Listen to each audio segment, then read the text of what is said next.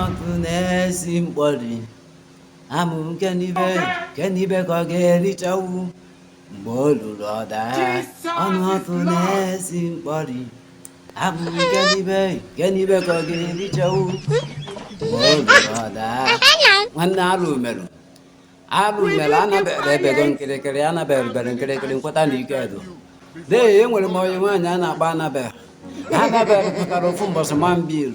15,000 dee nsị ya na ọchịchị nwoke anọ n'elu ugbu a adụsịrọ mma na anya bụ ego adịrọ Anabel agwa m ọ bụ na m enye onye ego a na mụ na ya na-ahụ ese na isi Anabel na nsogbu adịrọ soja go soja kom na mụ nwa ka bụ ikwara ka igwe ilo dee Anabel anaba ekwe aka apawa ndị njebe na supermarket ka ngoro ife ndị mmeji mekiri nọp dee ị ga-etizi isi na ya ebe ahụ ka ngoro ihe mmeji mekiri nọp na-ekwazi Anabel na one boy amarọ nnọọ the boy nwe dị supermarket Anabel susuo the boy ọnụ the boy esusu Anabel susuo the boy ọnụ the boy esusu Anabel ihe megete ife a iwu n'ọnụ bụ eju m obi out of annoyance out of jealousy dee Anabel ajụọ m si kere ihe m na-achọ ebe a masị ya na m bịara igwe ife nwa na onye nwaanyị dị ime dee nyasị m oke kpọọ enyi ya nwoke nye na na eje gbachi izu amara m ife ọ gwara ụdị bọị dee ebe ime ochesi m nọrọ ana enyi nwoke ejebe bute bafụ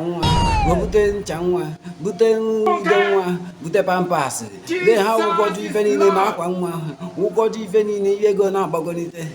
na-agbagonite to 100 and ewuchi m ọka m siri wee jee dee out of ifere out of annoyance out of jealousy ka ọ ya bụ na m gwụrụ onwe m n'ana dee ma akwụ ụgwọ bụrụ ife ndị a niile na ruo na ya dị dee anọ na be m ugbu a ọ gịnị ka m ga-emezi biko na ụmụnne m Anabel ebego nkirikiri ọ bụrụ na nwunye gị dị ime bụ na enyi nwaanyị dị ime ma ọ bụ n'ime onye dị ime chọrọ iri ife nwa biko nwanne m egoro na aga m elesi ọnụ ana aga m elesi anya ọnụ ana na anya na-eziri ego ọbụla Anabel ebego nkirikiri nwanne tụsu ozi a ka mma na ngafe onye ga-ebu ife nwa na Anabel ebego nkirikiri na ikpeazụ a ewuchi